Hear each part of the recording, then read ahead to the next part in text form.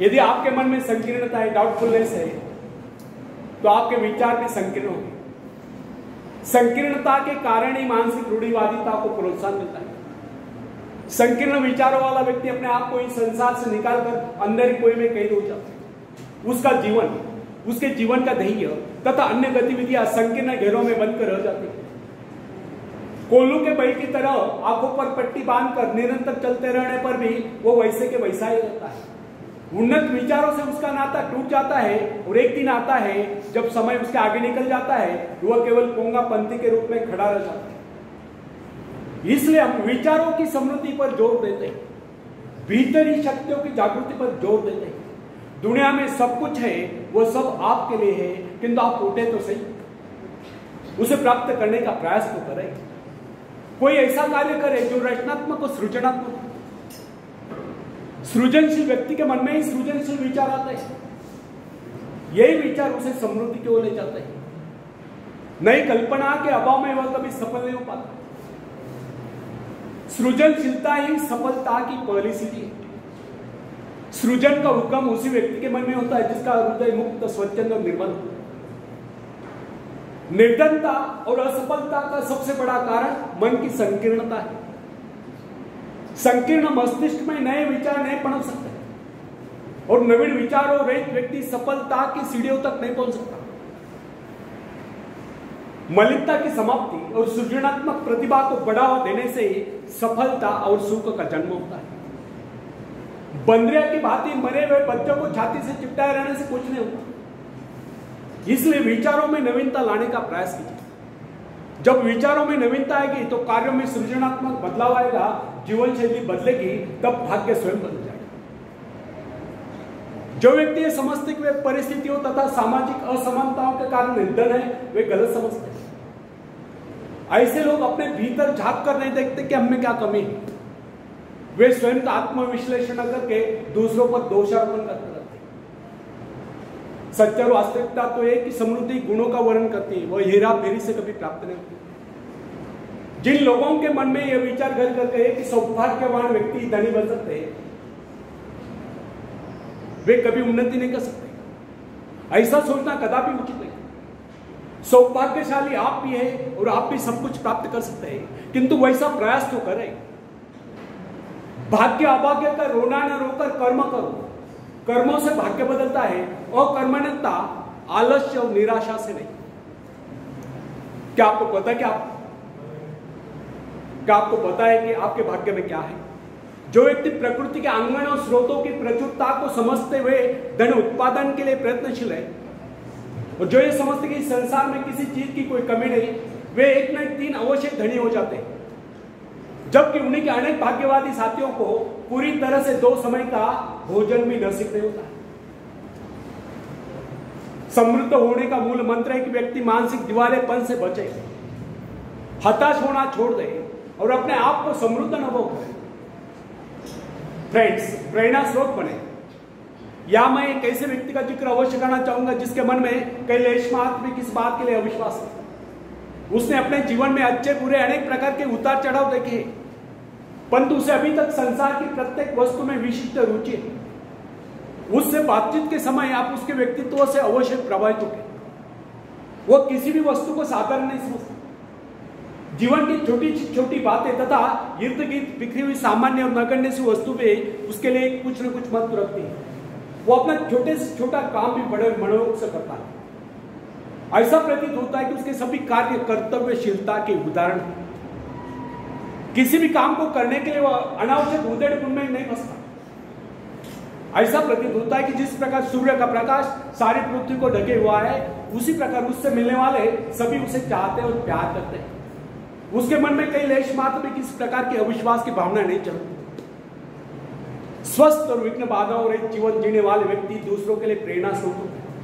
या मैंने जिस व्यक्ति का उल्लेख किया वो धनी नहीं है, परंतु उसे जो प्रसन्नताएं प्राप्त है वह संसार के बड़े से बड़े धनवान व्यक्ति को भी प्राप्त नहीं। दूसरों के जीवन को समृद्ध बनाने के लिए उनकी सहायता करने वाले व्यक्ति ही समृद्ध जीवन बीता सकते हैं। मृग तृष्णा छोड़े। आपके संपर्क अनेक ऐसे व्यक्तियों से आए होंगे जो बहुत ही धनी है, परंतु निहायत बेकार और निकट्टू है। ना वे खुद खाते ना दूसरों को खाने देते, अपनी हड्डियां गला गला कर धन जोड़कर चले जाते हैं, खुद भूखे मरते हैं, अपनी इच्छाओं को मारकर पैसा एकत्रित करते हैं। आखिर ऐसी अमीरी किस काम की? कंजूसी और लालच खा बिके ऐसे लोग बिल्कुल उन्हीं फलों के समान होते हैं जो किसी भूखे व्यक्ति का पेट भरने के बजाय पेड़ की डाल पर ही सड़कर नष्ट हो जाते हैं। इस प्रकार की समृद्धि से तो गरीबी लाख गुना अच्छी है। यदि हमें एक बात भी ज्ञात हो जाए कि शक्ति का मूल स्रोत हमारे भीतर है, तो हमें इधर उधर भटकने की आवश्यकता नहीं रही। अंतर्मुखी प्रेरणा स्रोत इतना समृद्ध है, जो उसे एक बार प्राप्त कर लेता है वो संसार की समस्त समृद्धियों का स्वामी हो जाता है। प्रेरणा रूपी अमृत पात्र के एक बूंद उसके जीवन की सारी शुष्कता को समाप्त करके उसे हरियाली में बदल देती है। प्राय लोगों के साथ कठिनाई यह है कि वे कस्तूरी मृग के समान अपने नाभि में स्थित कस्तूरी को ढूंढने के लिए जीवन भर इधर उधर भटकते रहते हैं और अपने नाभि में स्थित सुगंध के स्रोत को ढूंढ नहीं पाते। वस्तुतः समृद्धि का मूल स्रोत हमारे भीतर ही विद्यमान है। आवश्यकता केवल इस बात की मुंह से खोज ले। यही कारण कि हमें अपने जीवन से वही कुछ मिलता है जो हम उनसे मांगते हैं।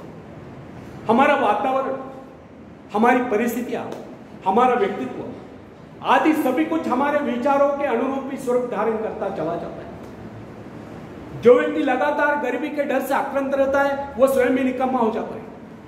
वो सदैव यह सोचता रहता है कि वो अभागा है और दुनिया की सुख समृद्धि उसके लिए नहीं बनी, तो उसको समृद्धि किस प्रकार प्राप्त होगी? स्वास्थ्य, ईश्वर विश्वास, आस्था और उद्यम में कमी के कारण ही व्यक्ति सदैव पददलित बना रहता है। जो व्यक्ति यह समझते कि समृद्धि हमारा जन्मसिद्ध अधिकार है और इसे प्राप्त करने के लिए किया जाए प्रयास कभी निष्फल नहीं होता, समृद्धि एक ना एक दिन अवश्य उनके कदम चुभती है। आवश्यकता केवल इस बात के कम सही ढंग से सोचे। मैं अनेक ऐसे व्यक्तियों को जानता हूं जो आयु भर प्रसन्नता प्राप्त करने के लिए तरसते रहे परंतु प्रसन्न न हो सके। उन्होंने कभी अपने जीवन के संबंध में सही ढंग से सोचने का प्रयास नहीं किया। वे सोचते कुछ रहे, करते कुछ रहे। इसका परिणाम यह निकला, न उन्हें सुख मिला न समृद्धि प्राप्त हुई। मेरे कहने का अर्थ यह नहीं कि सभी लोग एक समान होते हैं। निश्चय कुछ लोग जन्म से हंसमुख और उदार होते हैं, जबकि अन्य लोग जन्म से ही चिड़चिड़े, कायर, क्रोधी, लोभी और कमजोर होते हैं। इतने पर भी अपने व्यक्तित्व का निर्माण व्यक्ति स्वयं कर सकता है। सहृदयता एक ऐसा सद्गुण है जो व्यक्तित्व के छोटे मोटे अवगुणों को ढांप लेता है। फ्रेंड्स, उठो, कर्म करो, पाओ।